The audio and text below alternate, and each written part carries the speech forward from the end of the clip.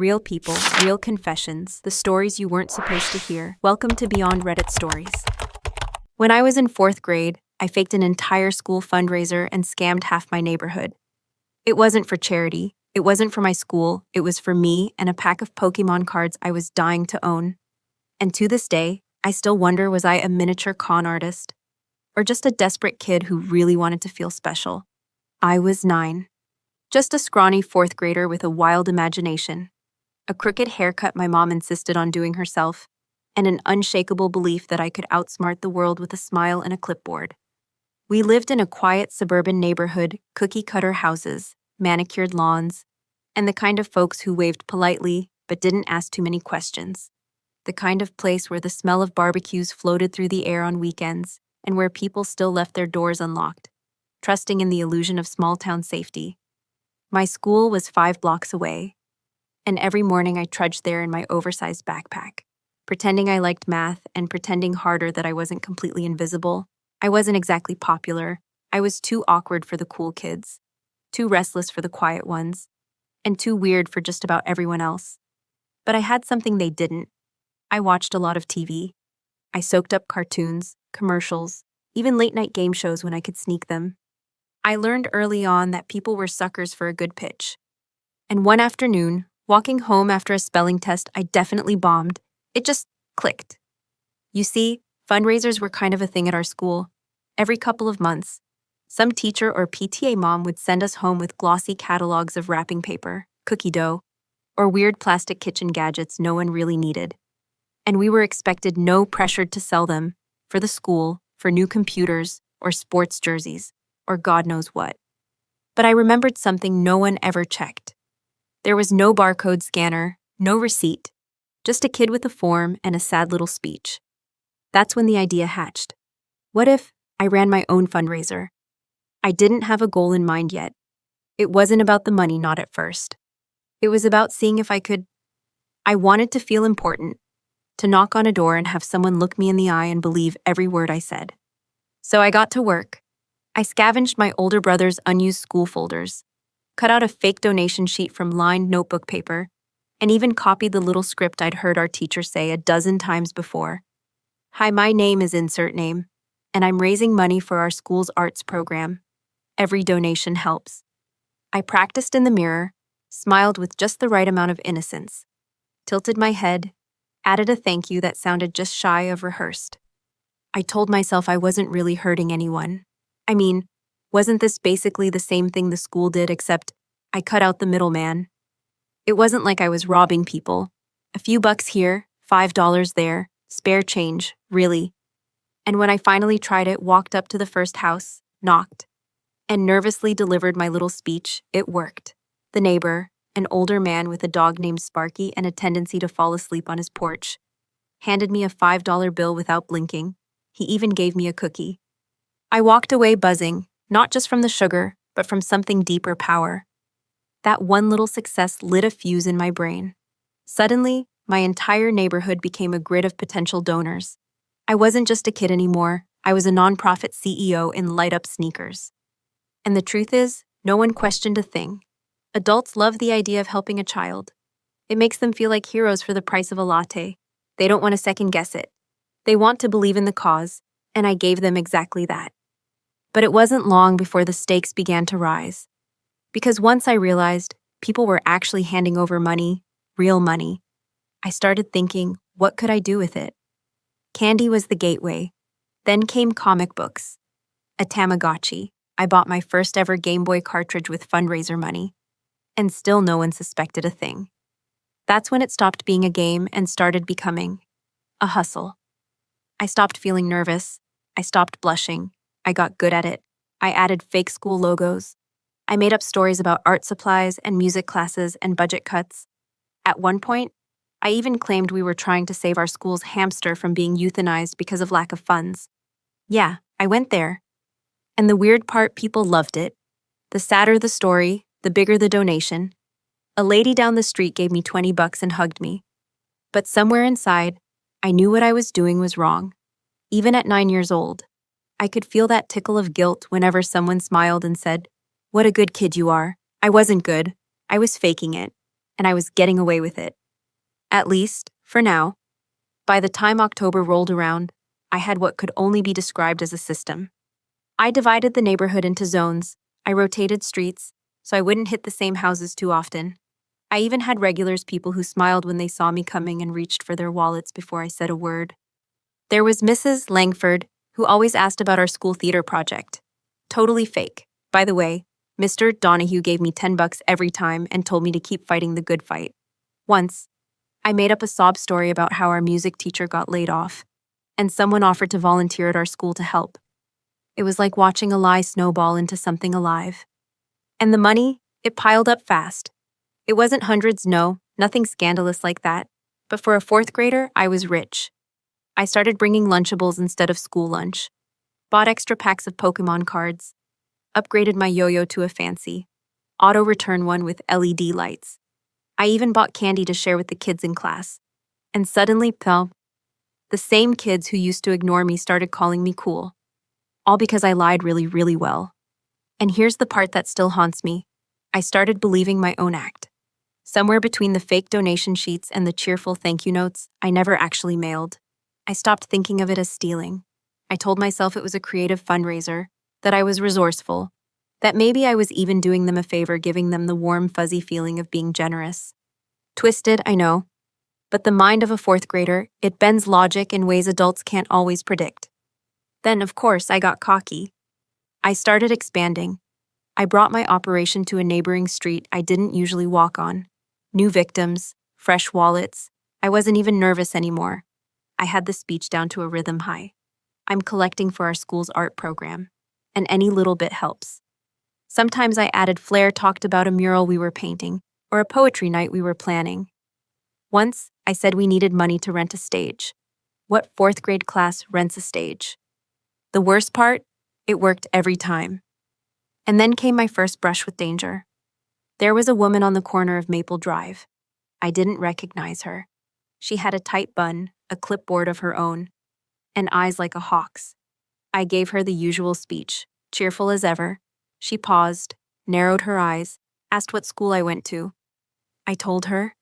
She asked what teacher was organizing the fundraiser. I panicked. Mrs. Davis, I blurted. There was no Mrs. Davis at my school. She squinted harder. You know I volunteer at that school, right? My stomach dropped. Blood drained from my face. I muttered something about being late and sprinted off like a squirrel being chased by a lawnmower. My heart pounded all the way home. I locked myself in the bathroom and stared at the mirror, breathing like I'd just outrun the police. That should have been the end of it. A normal kid would have taken the hint, burned the fake forms, and never spoken of it again. But I wasn't a normal kid. I was addicted. Not to the money, not exactly. It was the thrill, the tiny jolt of electricity every time I got away with it. The way people looked at me like I was a sweet, responsible child doing something noble. It filled a hole I didn't even know I had. At school, I was a nobody, but out there with that clipboard in my hand, I was a somebody. So I did what any criminal in denial would do. I changed my tactics. I ditched the streets and started hitting the weekend crowd, grocery stores, church parking lots, the local farmers market. I even tried the senior center once. Guilt works great on older folks. I sharpened my story, made it shorter and sadder. I played up the budget cuts angle, made big puppy dog eyes, and thanked people like they'd just saved my grandma from a burning building. And all this time, no one said a thing. I became bold enough to stash the money in a shoebox under my bed, labeled Art Fund, just in case my mom found it. She didn't. Or maybe she did and just didn't ask. One weekend, I cleared $50 in 2 hours. $50. I was 9. That was the GDP of a small child's kingdom. And yet, I started noticing something strange. My stomach knotted a little tighter each time I knocked on a door. My fake smile felt heavier. There was a voice, soft but growing louder in the back of my head, whispering, "You're a liar, a thief. You're not a good kid. You're pretending to be a good kid." That voice followed me everywhere. It sat with me during math. It kept me up at night. Sometimes I'd stare at the shoebox and wonder if I should give it back, return the money anonymously, say it was all a big mistake. But then I'd go out the next weekend and do it again. It became a cycle, Guilt, money, sugar rush, crash, like a sugar high with a moral hangover. And then came the day everything cracked. Not because I was caught, but because I almost got caught by someone who mattered. I remember the exact moment the fear really hit me, not the shallow kind that made my palms sweat, when a neighbor asked too many questions, but the deep kind. The kind that burrows under your skin and makes your bones buzz. The kind that makes you think, this is it, I'm going to be found out, and everything is going to fall apart. It started with a phone call.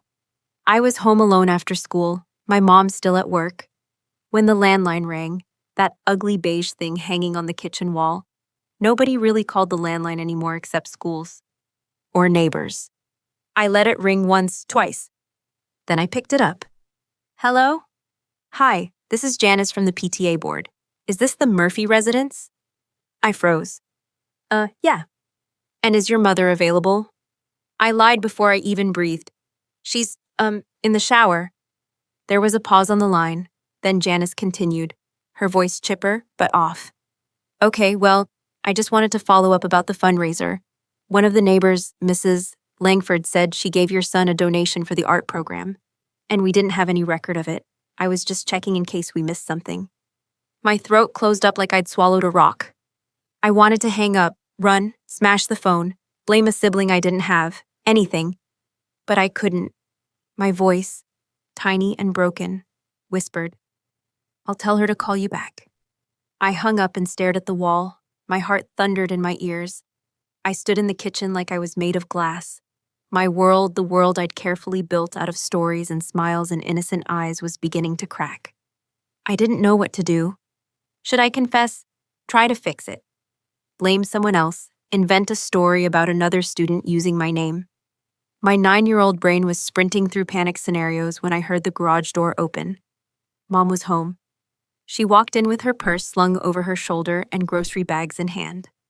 I watched her set them on the counter, smile at me like nothing had changed. I almost told her right then and there. Almost. But instead, I said, Hey, can I go to my room? And she said, Sure, honey. I went upstairs, sat on my bed, and stared at the shoebox full of cash. It looked heavier than it ever had.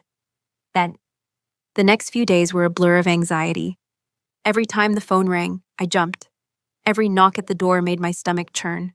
I started avoiding the streets I used to prowl with pride. My clipboard gathered dust in the closet, shoved behind some forgotten board games and old sneakers. And then, a week later, everything reached its boiling point. It was parent-teacher night. My mom, who normally never showed up for these things because of work, actually took the evening off. I had no idea who would be there. No clue if Janice would be lurking around with her suspicious smile and PTA clipboard. But I knew I was in trouble. I could feel it. The car ride was silent. Inside the school, fluorescent lights buzzed like anxious bees. Parents mingled. Teachers smiled too much. Kids squirmed in plastic chairs. I stuck close to my mom like a shadow. And then we passed the art teacher. I didn't even know her name. But as we walked by, she smiled and said, Hello. My mom, ever polite, said, Hi, you must be Mrs. Rosenfeld, the teacher said, extending her hand. Oh, wonderful. My son told me all about the art fundraiser you're doing. Silence. Mrs. Rosenfeld blinked, smiled, then frowned just a little. I'm sorry, she said. My mom turned to me. I felt the blood leave my face. You know, my mom said, still smiling but looking at me now, the one he's been collecting money for. Mrs. Rosenfeld shook her head slowly. There isn't an art fundraiser, not from our department, at least. That moment stretched out like a rubber band about to snap. My mom's eyes didn't narrow. She didn't yell. She just went very still. And that silence, more than any scream, was the loudest thing I'd ever heard. She said nothing until we got back to the car. She put the key in the ignition, started the engine. Then, in the calmest, coldest voice I'd ever heard her use, she said, What did you do? Why? I cracked. All of it came out.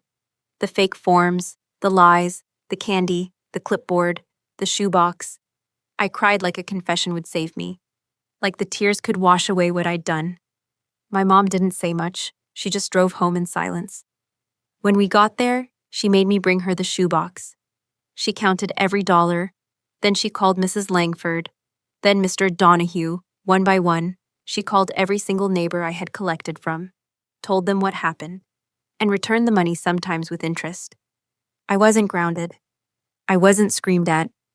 What she did instead hurt far more.